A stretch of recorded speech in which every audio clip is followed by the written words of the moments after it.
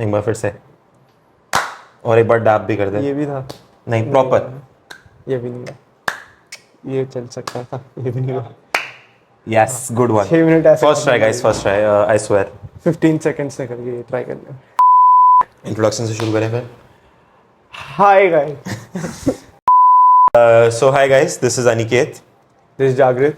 Like we're two guys trying to make a football podcast. Why are we doing this, Jagrit? Just because we are tired of our corporate life and we believe we want to start something that we enjoy and like a lot, which is football. So therefore we thought we'll just create a space for ourselves where we can articulate our opinions on football. Absolutely spot on, and I think we think that we have decent. I think we have decent. We're self-proclaimed football pundits. Yes. But yeah, so given kind of our overall context on La Liga, what do you think is your top 4 predictions for this season? So top 4, I think this season I'm the most excited about in the longest time. Like the first thing I'm the most excited about is, let's talk about Real Madrid first. If you talk about Real Madrid, an already amazingly star-studded squad. Yeah. They've won the Champions League. Like in the last 3 years, they've won it twice. Yeah.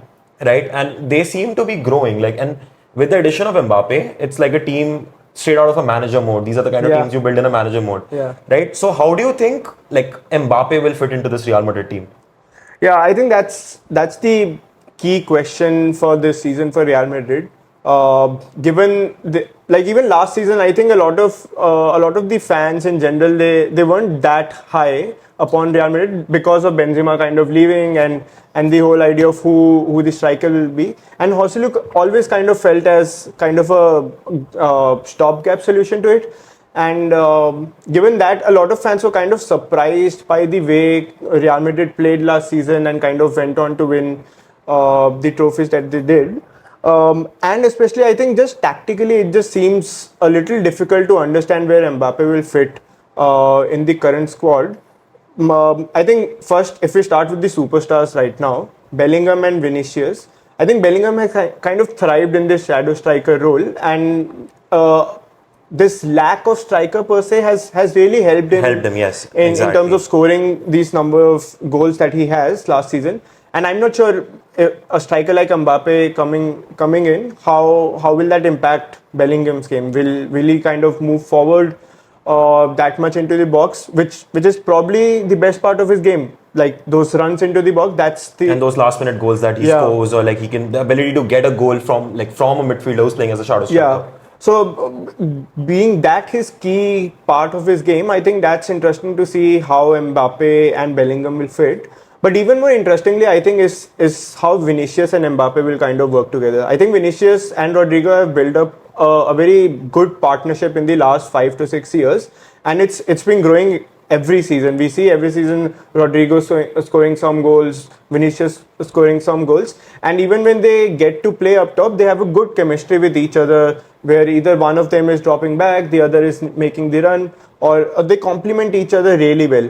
I think that kind of a chemistry to expect from the start both these players to have, I think that's little difficult. Also, I think Mbappe is also the type of player who is usually preferred to be on the left side of the ball, and he wants to get on the ball. He wants to create for his team. Even in PSG, I think he was the one who was always asking for the ball. He always wanted to create or score the ball.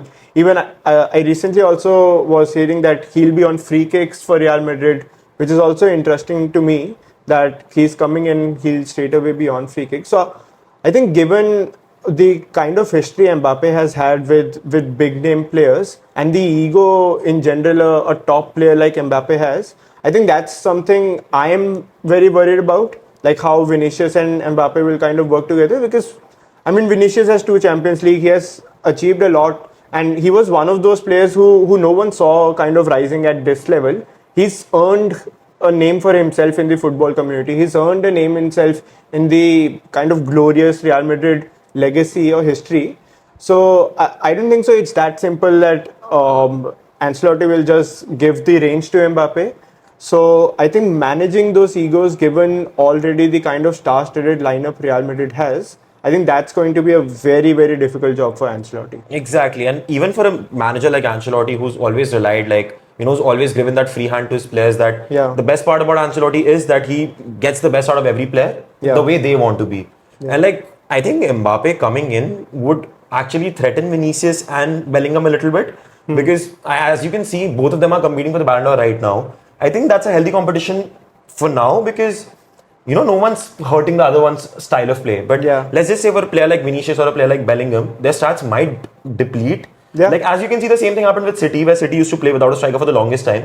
Yeah. And as soon as Haaland came in, other people's stats got very low. Like Riyad Yeah. Mahrez used to score a lot of goals. Foden used to score. Like Foden still scored, but you get it. Like that they didn't have a designated striker. But now that they have a designated striker, their game will change because they would be feeding more and more balls to Mbappe rather than trying to make those runs themselves and like finding space that they used to do for themselves. Yeah. I do think they can still pull it off. A manager like Ancelotti can very well pull it off. But I do feel that it's going to be a very tough and a very exciting thing to see how Mbappe will line up in this Real Madrid squad.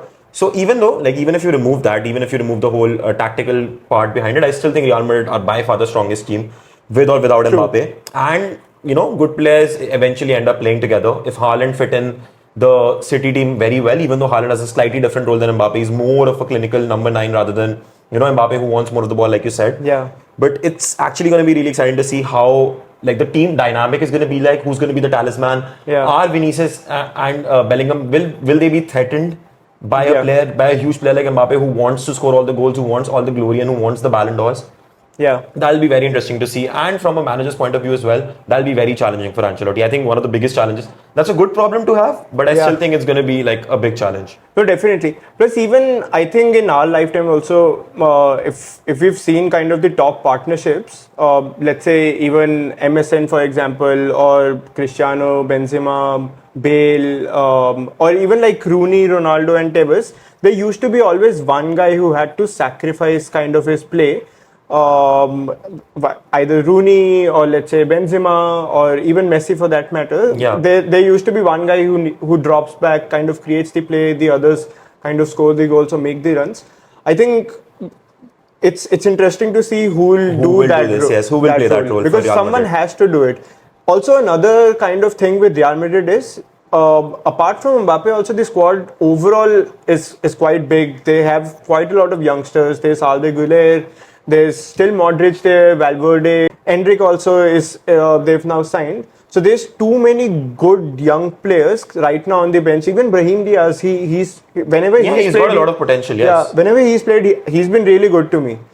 Just finding a place for these youngsters is also a difficult kind of job because, like Julian Alvarez at City, he's asking for kind of playing in those important matches and all. And I'm pretty sure like someone like Endrick, someone like Güler and all, they'll want to play in one of those big matches and just adjusting to the squad that they have right now is another concern for Ancelotti right now. So I agree. I think for me also Real Madrid seems as the best squad overall in La Liga. I think even in Europe as well. Yeah, probably in Europe as well. I'd say that. But it's one, I think it's too kind of bolstered at this moment, and also I think there's just too many new things which we don't know how it fits tactically, because I can't see a world where Rodrygo kind of gets dropped, but there's no other way to kind of introduce Mbappe as well. So exactly, and Rodrygo, like, even if, let's just say Ancelotti becomes a crazy man manager like Pep Guardiola, and he's able to provide everyone with the minutes, but like you said, like, someone will have a problem because someone will have to be benched in the big games. Yeah. And a player like Arda Güler who wants to prove himself, or a player like Rodrygo who has proved himself, like, they would want to start in the big matches ahead of, like, these players, but benching Mbappe would be worse than benching Rodrygo. And that's why these players also might feel like, a sense of problem, that they would feel a sense of insecurity with all these big signings and all these players coming in, knowing that it's already a tried and tested system. That's one of them. 2 UCLs in the past 3 years. Yeah. Why I don't think they deserve to be dropped. That's the worst part. There are too many players, and I don't think anyone deserves to sit on the bench. Yeah, I mean that's the whole issue right now, and I think that's the most exciting part of the season is how will Ancelotti kind of manage this. And I mean, if he's able to manage that, I think Real Madrid probably has the best potential to again win La Liga or like win the Champions League again. I don't see anyone else kind of even challenging Real Madrid with the kind of strengths that they have right now. I believe that's a good problem to have, like I said before. And Real Madrid clearly seem to be the favourites, not just in the La Liga, but in the Champions League as well. Yeah. So I'm really excited to see how they'll line up in big games like the El Clasicos or the quarterfinals or semi-finals against a big European giant like City. Yeah. So that'll be really interesting to watch.